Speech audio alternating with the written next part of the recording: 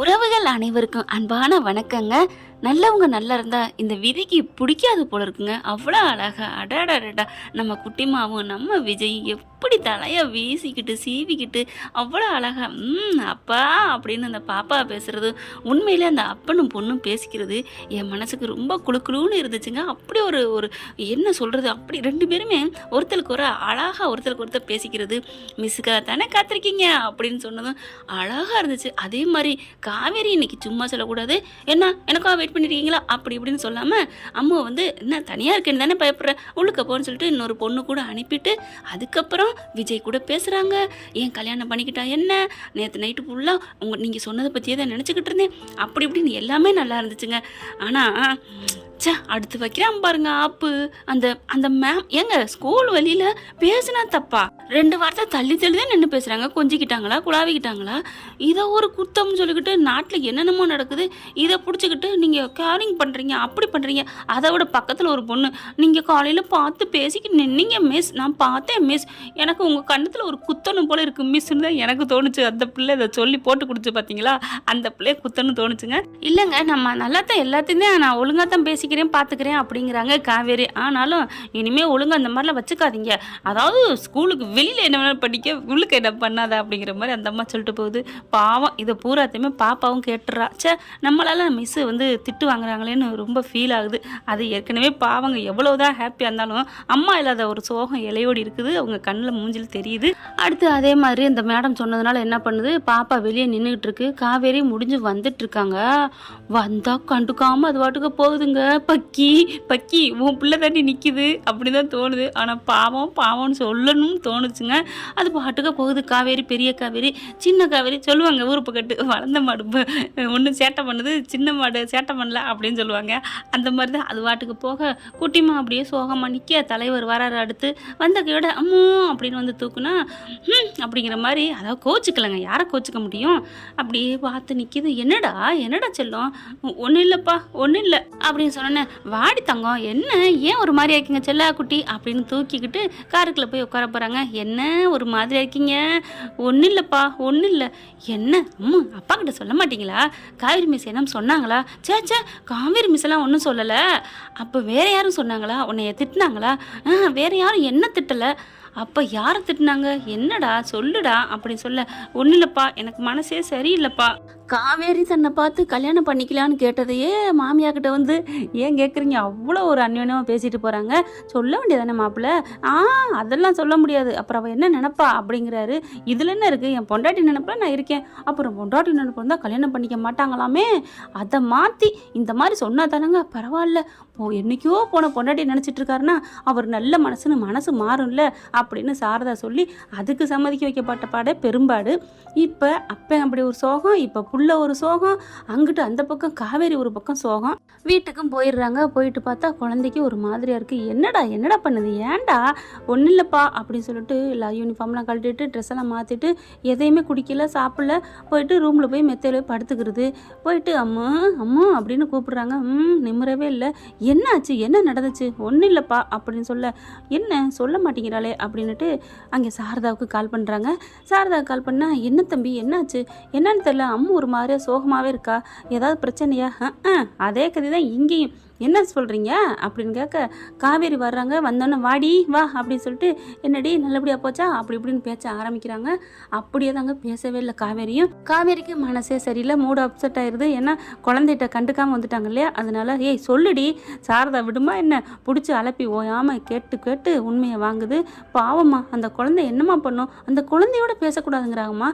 என்னம்மா ஸ்கூல் நிர்வாகம், நான் என்னம்மா பண்ணிட்டேன், இல்லை பாடம் ஒழுங்காக எடுக்கலையா, இல்லை நான் ஒழுங்காக அட்டண்டன்ஸ் வரலையா, ஏதாவது பண்ணலைன்னா நீ கேட்கலாம். ஒரு பிள்ளையோட ஏன் இப்படி இருக்கிற அப்படின்னு சொல்லிட்டு அந்த பிள்ளையோட இருந்து மற்ற பிள்ளைய கவனிக்கலைன்னா சரின்னு சொல்லலாம். நான் சொன்னால் கேட்க மாட்டேங்கிறாங்கம்மா அப்படின்னு சொல்ல, விடுடி இப்படி தாண்டி சம்பளம் கொடுக்குறவங்க சும்மா விடுவாங்க, ஏதாவது பண்ணுவாங்க. ஏன் அவளுக்கு என்னவா, அவள் பேத்தி பிள்ளையெல்லாம் தனியாக தாய் இல்லாமல் கஷ்டப்பட்டா அப்போ தெரியும் அவளுக்கு ரொம்ப திமிரு, காசு இருக்குங்கிற திமிரு அப்படின்னு சாரதா கத்த ஆரம்பிக்குது. அம்மா விடுமா, அவங்க சைட்லேருந்து அவங்க ஏதோ சொல்கிறாங்க, அப்புறம் ஏன் நீ வருத்தப்படுற? எனக்கு அதெல்லாம் இல்லைம்மா, பாவம்மா அவங்க அப்பா கூட பேசுறது எல்லாத்துக்கும் திட்டுறாங்கம்மா. என்னடி சொல்கிற? ஆமாம், ஸ்கூல் பேரண்ட் கூடலாம் பிள்ளைங்களோட பேரண்ட்லாம் நீங்களாம் பேசுகிறீங்க, பேசக்கூடாது அப்படின்னு இதை ஒரு கம்ப்ளைண்ட்டாக அங்கே இருக்க வேலை பார்க்குறவங்களும் சொல்கிறாங்கம்மா அப்படின்னு காவேரி சொல்ல, விட்டு தள்ளுடி, இனிமேல் அங்கே இருந்து பேச வேணாண்டி அப்படிங்கிறாங்க. அது இல்லைம்மா, அதை விட ஒரு வருத்தம். என்னடி, அந்த குழந்தை நின்றுக்கிட்டு இருந்தா, அவளை கண்டுக்காமல் நான் வந்துட்டேம்மா, அதாம்மா மனசே சரியில்லை. ஐயோ பாவண்டி, அந்த பிள்ளை ஏங்கி போயிருக்காது. ஆமாம்மா அப்படின்னு சொல்ல, ஏன்டி இப்படி பண்ணுற, ஃபோனை போடணும்னு சொல்லையிலே கரெக்டாக அடிச்சிடுறாரு நம்ம தலைவர். 100 ஆயிசுடி, இந்தா அடிச்சிருச்சிட்டேன் தம்பி அப்படின்னு. என்ன தம்பி அப்படிங்கிறாங்க. ஸ்பீக்கரை தான் போடுறாங்க. அம்மா ஒன்றும் இல்லை, பாப்பா என்னன்னே தெரில, சோகமாகவே இருக்கா, அங்கே ஏதாவது பிரச்சனையா நடந்துச்சா ஸ்கூலில் அப்படின்னு கேட்குறாருடி. ஐயோ அந்த பொண்ணு ஏன் அப்படின்ட்டு ஃபோனை பேசுதுங்க காவேரியை. ஏன் பாப்பாவுக்கு என்ன, ஒன்றும் பிரச்சனை இல்லையே, அதெல்லாம் ஒன்றும் இல்லையே. இல்லை, வந்ததுலேருந்து ஒரு மாதிரியாக இருக்கா, என்னாச்சு, ஏதாவது பிரச்சனையா?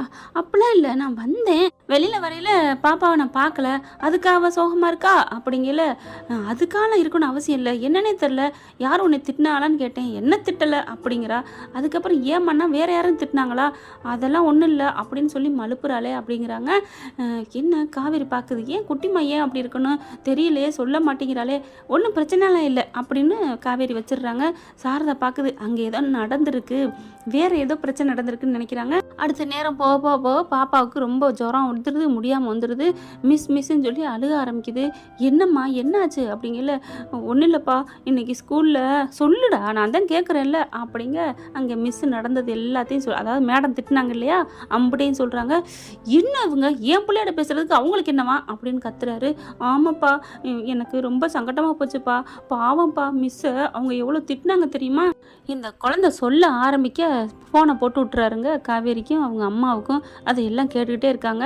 அதுக்கு முன்னாடி காவேரினால அங்கே இருக்க முடியலை. பாவம் குழந்தைய இன்னைக்கு பார்க்காம வந்துட்டேன், நான் பேசாமல் வந்துட்டேன், அம்மா எனக்கு ஒரு மாதிரியாக இருக்குமா, நம்ம வீட்டுக்கு போயிட்டு அம்மாவை பார்த்துட்டு வருவோம்மா அப்படின்னு சொல்ல சாரதாவுக்கும் அவ்வளோ ஒரு சந்தோஷம்.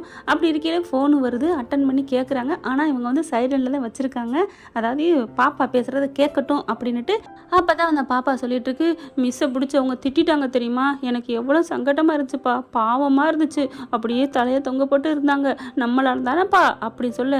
சரி விடுடாம, மேலே இருக்க அதிகாரிகளாம் அப்படி தான் செய்வாங்க, திட்டுவாங்க தான், அதெல்லாம் நம்ம கண்டுக்க கூடாது. ஆனால் எதுக்கு எப்படிலாம் திட்டணும், மற்ற பிள்ளைங்களை அவங்க கண்டுக்காமல் இருக்காங்க காவேரி மிஸ்ஸு அப்படின்னு சொல்ல.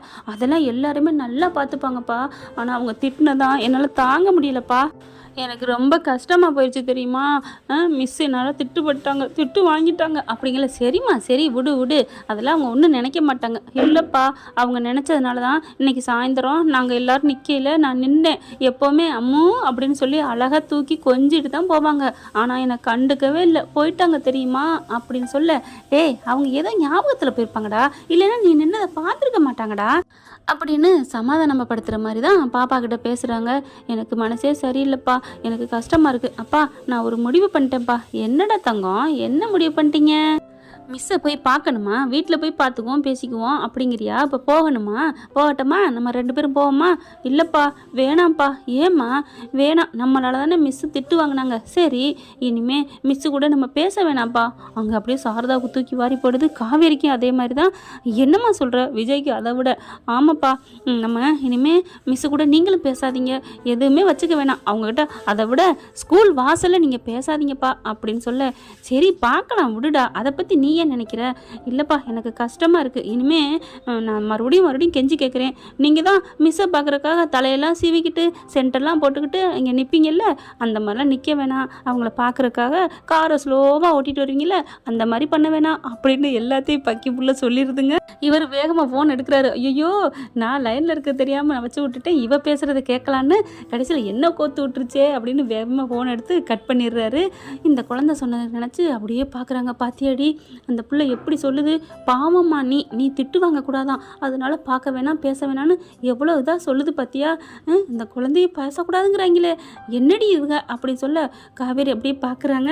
அப்படியே காவேரி ரூம்குள்ளே போய் உட்காந்துக்கிட்டு, நீங்கள் மிஸ்ஸை பார்க்குறக்காண்டி நீங்கள் தலை சீவிட்டு போகிறதும் சென்டடிச்சிட்டு போகிறதும் அதெல்லாம் வேணாம்ப்பா அப்படின்னு சொன்னதை நினச்சி பார்க்குது. அப்போ அவர் நமக்காக வந்து நிற்கிறாரா அப்படின்னு அவங்களுக்கு ஒரு வெக்கம் பூரிக்குதுங்க. அப்படியே ஒரு மாதிரியாக சந்தோஷம். அதுக்கப்புறம் தனியாக போயிட்டு, மாப்பிள்ள என்ன மாப்பிள்ள பாப்பா இப்படிலாம் சொல்கிறா?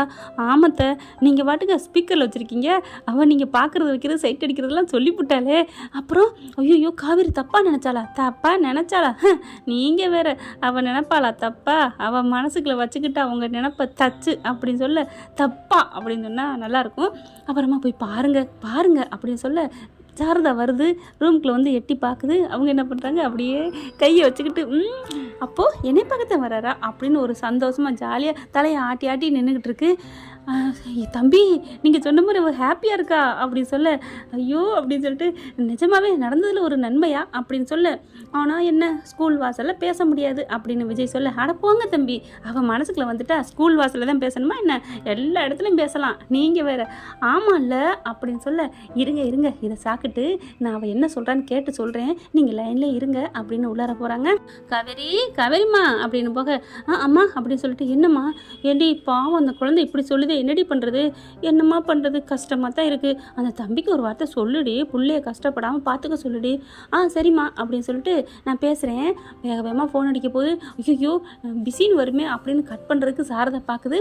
அதுக்குள்ளே காவேரி அடிக்க, அம்மா யார்கிட்டயோ பேசிகிட்டு இருக்காருமா, வெயிட்டிங்னு வருதுமா, இன்னொரு வாட்டி அடிடி, இனிமேல் கட் ஆயிரும்.